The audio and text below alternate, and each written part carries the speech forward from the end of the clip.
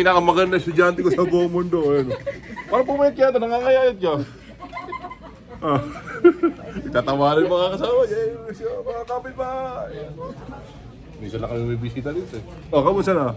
Okay lang. Kamusta na pinakamaganda estudyante sa buong mundo? Oh, parang pumayat ka oh. PMS po kayo, sir? Anong PMS? Nag-insurance sila. Ay, insurance. Oh. Oh. Kumakawas.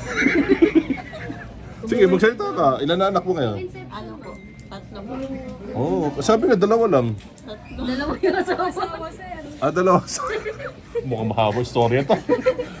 July 9. Ano ba nangyari? Una, tapos yung pangalawa. Niloloko nyo lang pala eh. Bakit siya makawa? Ayan. Ito ang dati yung si Jante. Nakakalat kayo.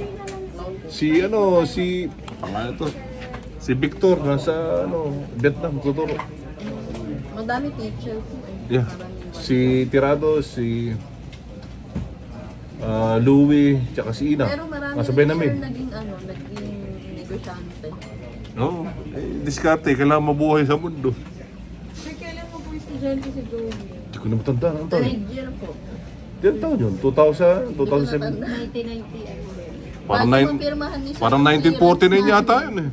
Bago mapirmahan Ma'am John yung clearance namin, kailangan kabisado namin SAMS 23. Oo. Kasi kailangan tumimo sa puso para... Sir, tanong yung sa kanya ngayon. Eh!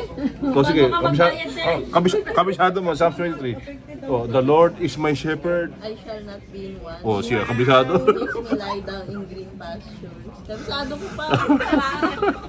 Kabisado ka.